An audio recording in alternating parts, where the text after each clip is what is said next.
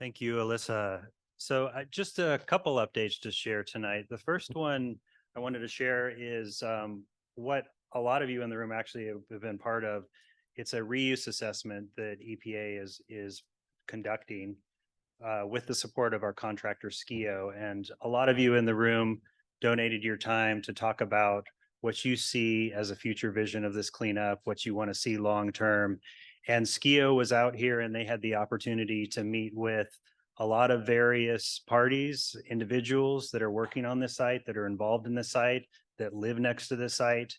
And the purpose of their meetings, both in person and online, were to really gather a wide breadth of input along that realm. And so I just wanted to provide a brief update on that reuse assessment. And they have wrapped things up and they're starting to draft what's going to be the reuse assessment. And really what folks should expect this is it's really a needs assessment. It's a summary of everything that they heard.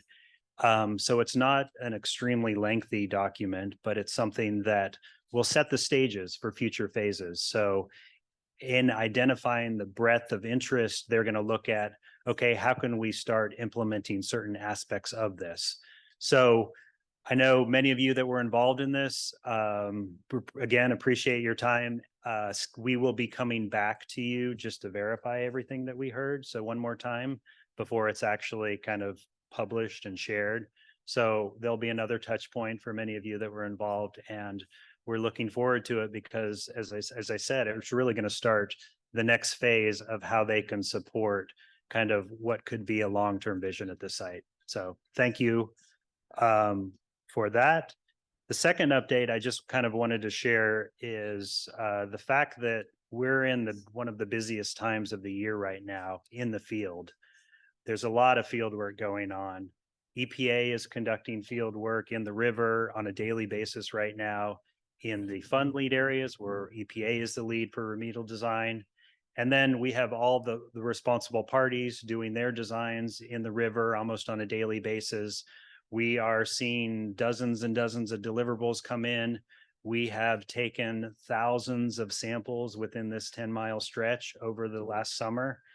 All this is moving us forward to clean up. So things are moving full steam ahead. There's a lot of work being done. There's a lot of design deliverables coming in.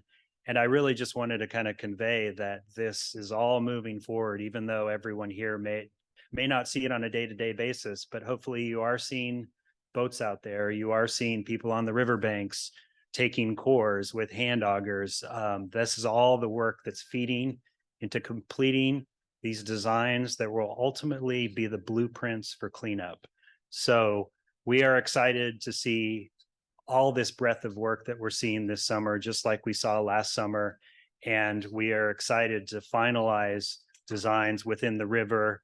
If folks don't know, we have 100% of this 10-mile stretch in remedial design. So all portions of the river are moving forward to a cleanup. And so wanted to kind of take the opportunity to convey the breadth of the work that's happening right now as we speak. And we had the fortunate opportunity to bring Calvin, our division director, out there today to see some of that work.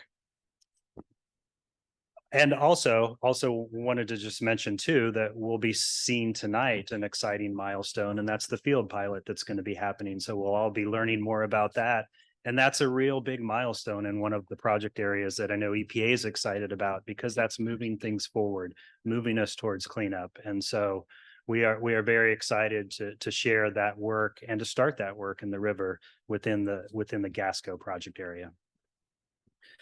The last thing I just wanted to share is not necessarily an update from EPA, but since we have a little bit of time and since we're on track, I just wanted to share kind of the fact that people are important, place is important, and we're all sitting in the Billy Frank Jr. Conference Center of the EcoTrust building. And I know I had to look into a little bit more about who Billy Frank Jr. was, and kind of wanted to share a little bit very briefly about what I learned. Some of you probably know a lot more than I do, but Billy Frank Jr. was Native American, a member of the Nisqually tribe. And he was an environmental leader and a treaty rights activist. And, a lot of his life's work overlaps and has a nexus with a lot of your work here, a lot of your dedication to the river. So it's really exciting that we're sitting in a building named after him. He was in the 60s and 70s really instigated a grassroots campaign to secure fishing rights for Native American tribes. And it really culminated in a court decision that is called the Bolt decision, which basically the outcome of it said that 50% of the fish harvest annually in the state of Washington should go to Native American tribes, that they have a right to those fish. And so this is a monumental decision that really brought tribes back to the forefront in terms of fishing rights, in terms of treaty rights. And in 2015, posthumously, he died in 2014, he was awarded the Presidential Medal of Freedom from President Obama.